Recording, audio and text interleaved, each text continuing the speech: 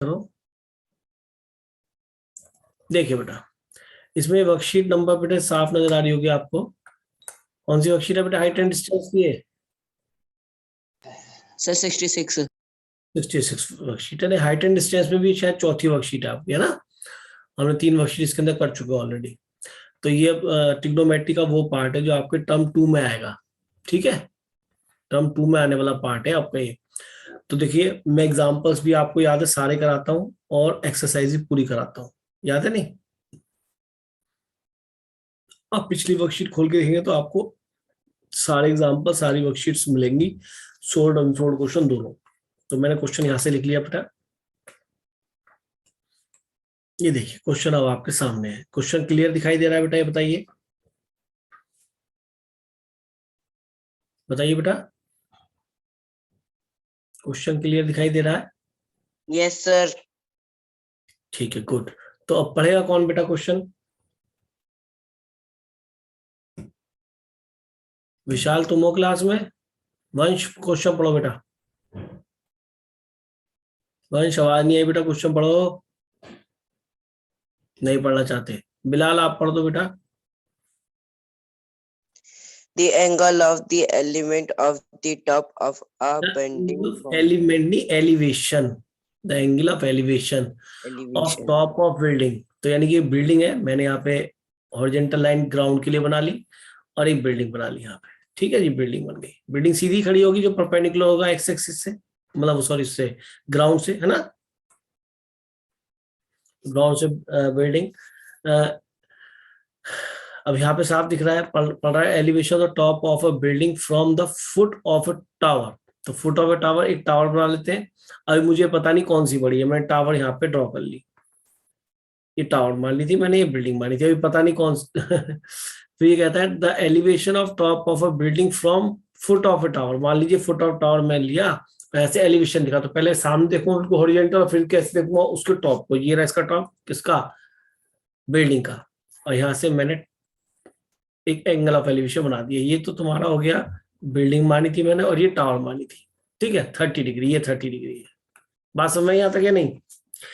And the angle of elevation of top of tower from foot of the building. Building के foot से ये angle elevation 60 degree है। तो जब आप इस 60 बनाएंगे तो 60 आपको छोटा नजर नहीं आ रहा है? ये बता ना, बोलो बेटा, ये छोटा नजर आ रहा है? Yes sir. इसका मीनिंग जो हम सोच रहे थे वो गलत था। हमने जो बिल्डिंग ली है वो बिल्डिंग नहीं है, वो टावर है। और जो टावर ली है वो बिल्डिंग है। ठीक है जी, हटाते हैं इसको। अब दोबारा से क्वेश्चन पढ़ेंगे। ये तो हो गई बिल्डिंग, ठीक है, और ये हो गया टावर। ठीक है, अब दोबारा सोचो। कहता था elevation of top of a building. Building ये टॉप, ये रहा इसका, from the foot of tower, ये टावर है, टावर के फुट से 30 डिग्री एंगल, ये 30 है। ठीक है जी, सामने देखा हॉरिजॉन्टल और फिर उसके टॉप को देखा, तो बीच में एंगल 30। एंगल ऑफ एलिवेशन हमेशा हॉरिजॉन्टल और जिस वस्तु को, जिस ऑब्जेक्ट को हम देख रहे होते हैं उसके बीच होता है। ठीक बेटा? अब इसके बाद अब दोबारा यहाँ पर and the angle of elevation top of the tower from the foot of building. तो बिल्डिंग के फुट पे आए और टॉप ऑफ टावर को देखा, तो पहले हॉरिजॉन्टल देखेंगे फिर उसके टॉप को देखेंगे, जिस ऑब्जेक्ट को मैं देख रहा हूँ वो 30 है, ये 60 है ना? तो 60 अब नजर आ रहा है, बड़ा दिख रहा है ना, और छोटा दिखा 30। तो यानी हमारी फिगर बिल्कुल ठीक है। If the tower is 50 metre high, ठीक है, 50 मीटर लिख लेते हैं, हमें क्या जाता है इससे, ये 50 मीटर यहाँ से लेके यहाँ तक का इसकी जो लेंथ है। ठीक है, find the height of building. तो बिल्डिंग की हाइट को हम एक्स मान लें, कोई दिक्कत? बोलो। और अब वहां पे दो ट्राइंगल है बेटा, एक तो ए बी सी ये रहा और एक डी इसको ले लिया। तो सॉल्यूशन यहां से स्टार्ट होता है। एक तो ट्राइंगल हमने राइट एंगल ट्राइंगल ढूंढो, इसमें कौन सा है? A B C, triangle A B C. और दूसरा राइट एंगल ट्राइंगल कौन सा है बेटा? D C B, D C and B. इससे दो ट्राइंगल है। और आपको पता ही है दोनों ट्राइंगल्स में बेस बीसी कॉमन आ रहा है, नहीं आ रहा? और हाइपोटेन्यूज से हमारा कोई मतलब नहीं, ना तो इसकी लेंथ पूछी गई ना इसे दी है, तो हाइपोटेन्यूज तो यूज होगा ही नहीं। तो बेस और परपेंडिकुलर यूज होने वाले, तो बेस को भी हमने यहाँ पे y बोल दिया। अब बताइए, दो ट्राइंगल, ट्राइंगल में दोबारा से दिखा दूं, एक ट्राइंगल ये है बेटा ABC, दिस वन, और एक ट्राइंगल है DCB, DC और B। आया समझ में? दो ट्राइंगल कौन कौन से बेटा? क्लियर? Yes sir. चलो, तो अब एक ट्राइंगल ABC लेते हैं, इसमें 10 लगाएंगे ऑब्वियसली, क्योंकि जो है हमें परपेंडिकुलर बेस से बात करनी है, हाइपोटेन्यूज से हमारा कोई मतलब नहीं है। तो बताइए 10 10 30 कितना बनेगा, बोलो बताओ। इस ट्राइंगल में एंगल 30 है, 10 30 की वैल्यू कितनी आएगी? x upon Y. Very good बेटा, परपेंडिकुलर अपॉन बेस। चलो जी, अब इसमें बड़े वाले ट्राइंगल में कौन सा एंगल यूज करोगे बेटा? 60 ऑब्वियसली। तो 10 60 की वैल्यू कितनी आएगी बेटा? Perpendicular 50 upon base y। और हमें क्या निकालना है? केवल x, तो y को हटाना है। तो 10 30 की वैल्यू बोलो कितनी होती है? 1/√3 बेटा। क्रॉस मल्टीप्लाई कर देते हैं, तो y इक्वल टू आ जाएगा √3x। तो यहां से 10 60 की वैल्यू निकालो, 10 60 कितना होता है? √3। तो यहां से आपका y क्रॉस मल्टीप्लाई करो, तो √3y इक्वल टू आ गया बेटा 50। तो y इक्वल टू आ गया 50/√3। ठीक है जी। अब हमें y तो निकालना नहीं था, हमें तो x निकालना था। तो इन दोनों इक्वेशन से बात कर लेते हैं, इनसे x निकाल लेते हैं। तो y की वैल्यू यहाँ पुट कर दो, या y की वैल्यू यहाँ से √3x यहाँ रख दो, चलेगा? तो इस इक्वेशन में हम y की वैल्यू √3x रख रहे हैं, तो y की जगह मैंने ये वाला उठा के √3x यहाँ रख दिया, और इक्वल टू यही था 50/√3।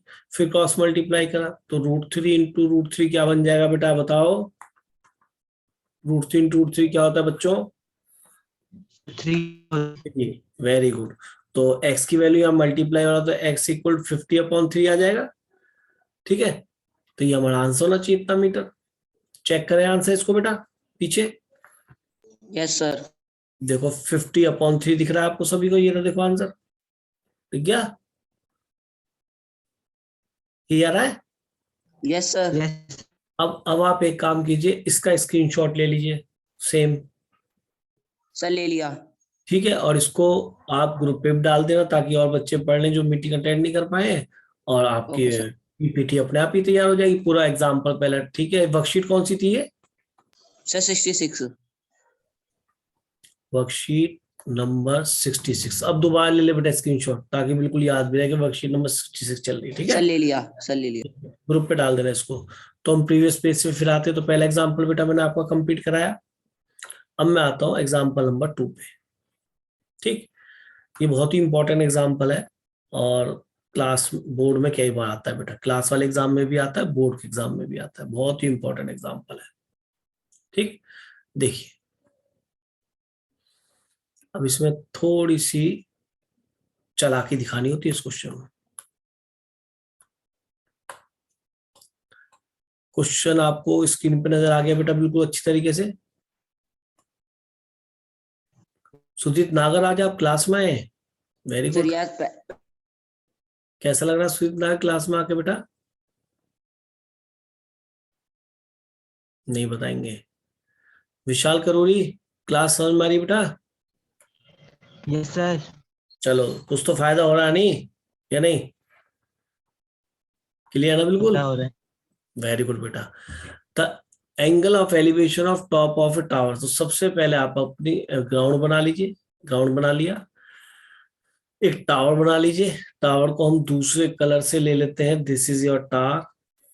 ओहो, एक काम करते हैं, लाइन प्रॉपर लाइन ड्रॉ करते हैं। टावर तैयार हो गई जी, ठीक है। और कहता है the angle of elevation top of the tower from 2 points distance smallest and small T from foot of, foot ये रहा, foot of tower from its foot ये आर कॉम्प्लीमेंट्री। तो यहाँ पे 2 पॉइंट है, एक पॉइंट यहाँ पर और एक पॉइंट यहाँ पर है। तो ये कह रहा है कि यहाँ से एंगल ऑफ एलिवेशन, एलिवेशन के लिए क्या करते हैं, पहले हॉरिजॉन्टली देखते हैं फिर ऊपर देखते हैं। तो किसको देखते हैं? ऊपर, जिसका बोल रखा हो, टॉप ऑफ टावर की बात हो रही है ना, टॉप ऑफ टावर, ठीक कह रहा हूँ। तो यहाँ से आपने देख लिया इसको। तो एंगल ऑफ एलिवेशन एक तो ये बन गया आपका दिस वन, है ना। और एक ऐसे दूसरे पॉइंट पे पहुंचे आप इस पे, फिर आपने हॉरिजेंटली देखा, फिर वर्टिकली मतलब ऊपर देखा, जिस पॉइंट को देखना है, पॉइंट कौन सा देखना है, टॉप ऑफ का, फिर इस पे एंगल ऑफ बनाया, तो ये एलिवेशन बन गया जी, एंगल ऑफ एलिवेशन। ये कितना है, ये भी दे रखा है, क्या दे रखा है, कॉम्प्लीमेंट्री। कॉम्प्लीमेंट्री से मीनिंग क्या हुआ, यानी कि अगर एक 30 है तो दूसरा कितना होगा 90 माइनस 30, अगर एक 30 है तो दूसरा एंगल 90 माइनस 30 होगा। अच्छा, अगर मैं आपसे 60 का कॉम्प्लीमेंट्री पूछूं तो कितना होगा बेटा, बताओ, बोलो। कॉम्प्लीमेंट्री एंगल तो 90 में से घटा के निकालते हैं, तो दूसरा एंगल 90 माइनस 60 होगा। अगर एक एंगल 45 है तो दूसरा एंगल क्या बनेगा बेटा, 90 माइनस 45। तो यहाँ पे एंगल्स हमें नहीं पता क्या दे रखे हैं, तो हमने एक को तो थीटा लिया, तो दूसरा कितना लोगे बेटा इसी के अकॉर्डिंग, बताओ।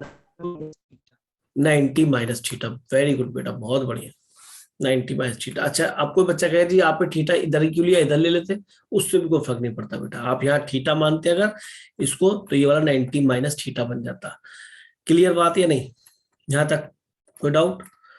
अब कहता है prove that the height of tower is root S T, ये रूट एस टी लिखा है, तो यहां से लेके इसे दे रखा है 2 पॉइंट्स का distance from A tower S and T, यानी कि ये इस फुट ऑफ टावर, ये फुट ऑफ टावर है, यहाँ से एक तो एस डिस्टेंस है और एक टी डिस्टेंस है, यहां से आता है।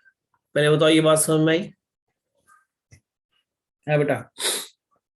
It's foot from the complementary and prove that the height of this, तो हाइट ऑफ दिस निकालना है, तो इसको हमने एक्स मान लिया, हाइट ऑफ टावर निकालना है, तो ठीक है। दो राइट एंगल ट्रायंगल नजर आ रहे होंगे, एक तो ये छोटा वाला ठीक बना, और एक कौन सा नजर आ रहा होगा भाई, बोलो, ये पूरा बड़ा वाला, क्योंकि हमें राइट एंड डिस्टेंस को राइट एंगल ट्रायंगल ही देखना होता है अगर हम ध्यान दें तो।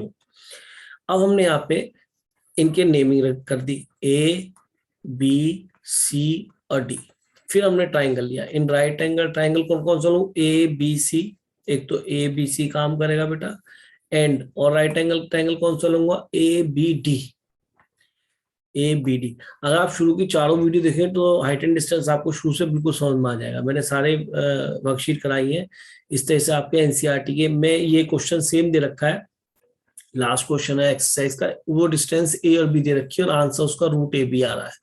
बनेगा जब एस और टी है तो रूट एस टी बना, या ए और बी की जगह एस और टी कर दिया है, तो इतना डिफरेंस है। तो आप ये समझिए कि एनसीईआरटी के लगभग सारे क्वेश्चंस कर रहे हैं। तो बताओ जी, हाइट, मुझे शायद हाइपोटेन्यूज से तो कोई मतलब ही नहीं है, क्योंकि हाइट और बेस से मतलब चल रहा है हमारा, परपेंडिकुलर होगा और बेस होगा। तो बताओ जी, इसमें विशाल लगवाना बेटा tan थीटा, छोटे वाले ट्राइंगल में एबीसी में tan थीटा क्या बनेगा,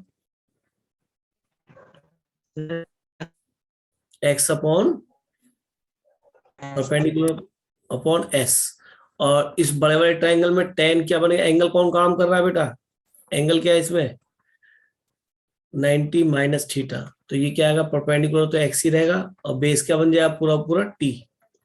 तो ये वैल्यू कितनी बन गई, tan 90 माइनस थीटा हमने सीखा था, क्या बनता है ये बेटा cot थीटा, तो एक्स अपॉन टी, और tan थीटा ये रहा। तो एक काम करें, हमें थीटा तो हटाना है, क्यों, थीटा तो हमने लेट किया था, हमें तो एक्स निकालना है, और थीटा में आंसर नहीं आएगा क्योंकि थीटा हमने लेट किया है। तो यहाँ एक काम करो, यहाँ से cot थीटा निकाल लो, तो 1 अपॉन cot थीटा कितना बन जाएगा बोलो, tan का रेसिप्रोकल होता है, तो cot थीटा की वैल्यू हो जाएगी आपकी, यहाँ से क्रॉस मल्टीप्लाई कर दो, s equal to x cot theta, या s सोचो cot theta s upon T सीधा हो जाएगा उल्टा, s अपॉन x है ना, नहीं तो अब आप निकालेंगे भी तो x नीचे जाएगा, तो ये बन जाएगा s अपॉन एक्स। तो यहाँ पे cot थीटा की वैल्यू पुट कर दो, s अपॉन एक्स। अब देखिए आपको x निकालना है, तो क्रॉस मल्टीप्लाई करा, तो x square equal to S into T बन गया, तो x की वैल्यू जब स्क्वायर तो उधर कहा जाता है स्क्वायर रूट में, तो ये बन जाएगा एस टी, और शायद यही हमारा आंसर है। देख रहे हैं आप, हैंस प्रूव्ड हो गया। तो मेरे ख्याल में क्लियर हो गया होगा आपको, इसका स्क्रीनशॉट ले लो बेटा।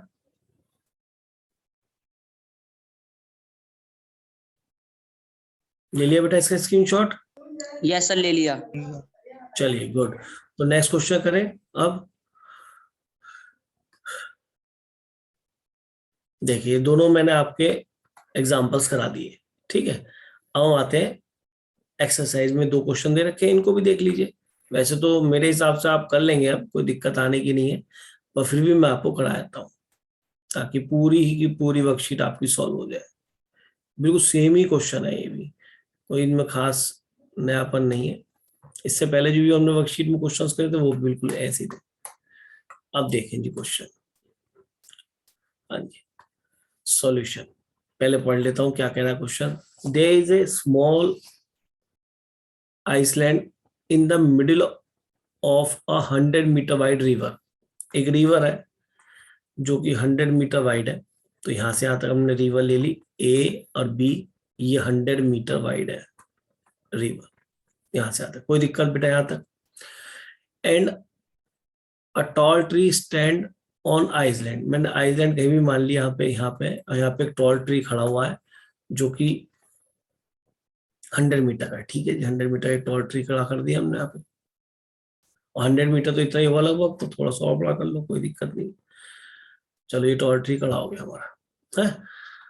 तो अब आप देखिए कि stand on island, P and Q, capital P and capital Q are the points directly opposite to each other on the two banks। अच्छा, इसलिए इनके नाम P और Q रखे, मैं भी दे गया था।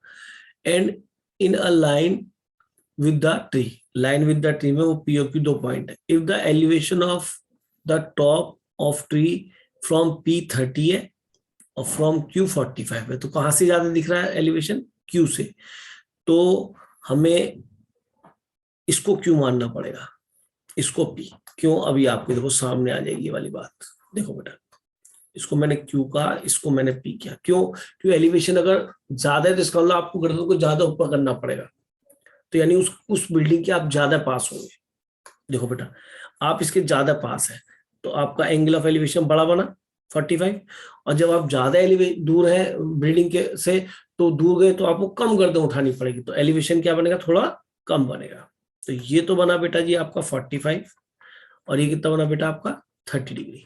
पहले बताओ ये बात समझ में आई? तो इससे कहा P से 30 है, तो P से 30 है तो इसका मतलब P पॉइंट उस ट्री से दूर होगा और Q पॉइंट थोड़ा पास होगा, उससे एलिवेशन ज्यादा है। तो ये बात समझनी चाहिए। आप किसी बिल्डिंग के बिल्कुल पास खड़े तो आपको उसके टॉप को देखने के लिए गर्दन को ज्यादा उठाना पड़ेगा, तो हॉरिजॉन्टल से एंगल ज्यादा बनेगा। उसी बिल्डिंग से आप थोड़ा और पीछे चले जाइए दूर, तो आपको उसको टॉप को देखने के लिए कम गर्दन को उठाना पड़ेगा। आई बात समझ में बेटा? Find the height of the tree, तो ये हमें एक्स मान ली हाइट ऑफ द ट्री को, इसको हमें निकालना है। अब देखो ये तो हो गया ए पॉइंट ले लिया, या आर ले लो, आर ज्यादा अच्छा लगेगा, नहीं P Q दिख रहा है तो आर ले लो, सिमेट्री सी बनती है। और एस यहाँ ले लिया, तो अब आप देखिए P Q R S point मैंने ले लिया। अब बताओ कितने ट्राइंगल नजर आ रहे हैं? एक तो यहाँ पे एक तो आ रहा है राइट एंगल ट्राइंगल, ट्राइंगल ही राइट एंगल ट्राइंगल, एक तो आ रहा है RSQ, और दूसरा कौन सा ट्राइंगल नजर आ रहा है बेटा? बोलो। RSQ तो ये रहा, और एक बनेगा RSP, या नहीं? अरे विशाल ठीक है? ठीक है ना बेटा? Yes sir. अब प्रॉब्लम ये आई विशाल कि भाई ट्राइंगल में हाइट से तो कोई मतलब, इससे हाइपोटेन्यूज तो मतलब दिख नहीं रहा है। यहाँ तो हमें बेस की बात हो रही है और परपेंडिकुलर की बात हो रही है। तो एक काम करें, यहाँ से इसकी डिस्टेंस को y ले लें, Q से S तक डिस्टेंस, तो SP कितनी बन जाएगी? ये पूरी 100 है, ये y है, तो इसको लिख लो 100 माइनस y, चलेगा भाई? ये 100 थी, y को हटा दी, 100 माइनस y हो गया। तो अब मैं एक ट्राइंगल RSQ ले रहा हूँ। RSQ इसमें क्या लगाऊंगा बेटा? इस ट्राइंगल में tan थीटा लगाऊंगा, और थीटा का कितना एंगल है बेटा? tan 45, कितना हो जाएगा बेटा? x upon y. ठीक है बेटा? और अब इस वाले ट्राइंगल पे आ रहा हूँ जिसमें डबल क्रॉस करा है, इसमें tan कितना एंगल लोगे बेटा? tan 30 degree. क्या बनेगा? x upon 100 minus y. Very good, perpendicular upon base. हमें वैसे x से मतलब है यानी कि y को हटाना है, तो tan 45 हो गया 1, हमने क्रॉस मल्टीप्लाई किया तो y इक्वल टू 1 से मल्टीप्लाई करो तो y बनेगा बेटा। तो y की वैल्यू x यहाँ पे डाल देंगे, हमारा x निकल जाएगा, तो y की जगह x रख देंगे। tan 30 कितना होता है बेटा? 1/√3। और क्योंकि मुझे x ही निकालना है तो मैंने y की जगह यहाँ पे, y की वैल्यू x है तो x रख दी। अब तो केवल क्रॉस मल्टीप्लाई करना है, तो 100 minus x equal to √3x हो गया। तो 100x निकालना तो x को एक तरफ करो, उधर ले गए, तो ये बेटा प्लस का x हो गया। अगली बार में मैंने क्या किया? 100, इसमें से x कॉमन ले लिया, √3 + 1 बच गया, तो ये मल्टीप्लाई में डिवाइड में चला जाएगा, तो x की वैल्यू क्या आ जाएगी? 100/√3 + 1। अब आपको ये बात भी याद होगी, कभी भी डिनोमिनेटर में रूट को नहीं छोड़ते, याद है? तो इसको मैं यहाँ पे रेशलाइज कर लूँ, जगह मिल रही है x की वैल्यू √3 + 1, तो रेशलाइज करने के लिए मैंने ऊपर नीचे √3 - 1 से ऊपर नीचे मल्टीप्लाई कर दिया बेटा। 100 √3 - 1 और हो गया a + b a - b, यानी a² - b²। तो 100 √3 - 1 और नीचे कितना बच गया बेटा? 2, 3 में से बन जाएगा, तो ये 2 से 50 पूरा पूरा कट गया। तो आंसर क्या होगा finally? 50 × √3 - 1, that is our answer. ये हमारी हाइट ऑफ क्या मिल गई? टावर, जो ट्री, सॉरी यहाँ पे ट्री था, है ना? तो जल्दी स्क्रीनशॉट ले लो बेटा, ये भी कंप्लीट क्वेश्चन हो गया। सर ले लिया। क्लियर हो गया बेटा वैसे? चलिए, तो अब हम आते हैं इसके सेकंड और लास्ट क्वेश्चन बनेगा बेटा ये वर्कशीट का। आज खुद देखिए मैंने आपको 4 क्वेश्चन करा दिए, इस समय चौथा क्वेश्चन है बेटा ये, समझ रहे हैं? तो अगर Yes, इन sir. चार क्वेश्चन ये हो गए, 4 पिछली वर्कशीट में, 4 उससे पिछली वर्कशीट में, तो आप सोचो ना 16 क्वेश्चन तो मैं करा चुका बेटा हाइट एंड डिस्टेंस के। एक्सरसाइज में मुश्किल से 18-19 क्वेश्चन होते हैं, तो सोचो कि आपकी एक्सरसाइज तो ऐसी कंप्लीट हो चुकी है अगर आप ध्यान से पढ़ रहे हैं तो।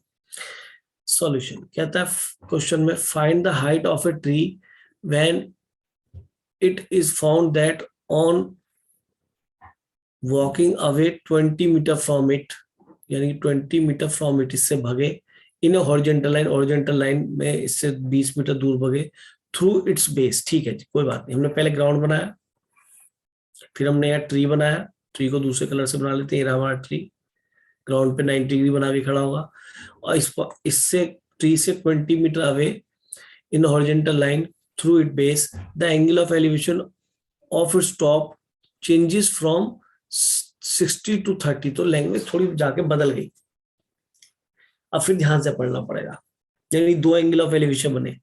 फिर से एक बात ध्यान से पढ़ते हैं, find the height of tree, ठीक है निकालनी है, इसको तो x मान लिया, बात खत्म, ये x हो गया भाई, ठीक है, इसको x मान लिया, ये हाइट ऑफ ट्री है, ये हमारा ट्री पेड़ के ऊपर खड़ा है, 90 डिग्री एंगल बन रहा है। अब कहता है when it is found that on walking 20 metre away from it in horizontal line through its base, the elevation of top changes from 60 to 30। यानी कि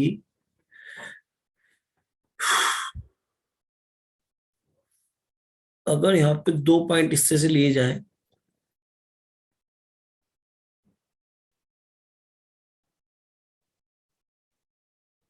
लैंग्वेज थोड़ी गड़बड़ नहीं है भाई, इसका मीनिंग देखो, find the height of tree, यहां तक समझ में आ रहा है, when it is found that on walking 20 metre away from it, away from it तो यही हुआ, पेड़ की बात कर रहा है, तो 20 मीटर तो ये बनना चाहिए या नहीं,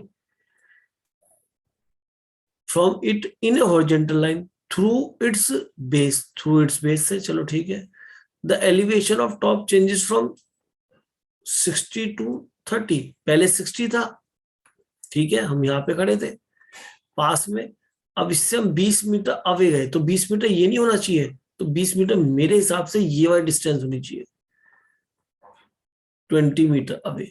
तो वो एलिवेशन अब क्या बन गया कि जी पहले 60 था, अब दूर जाएंगे तो एलिवेशन कब कम होगा, आपको कम गर्दन झुकानी पड़ेगी, उठानी पड़ेगी, सॉरी।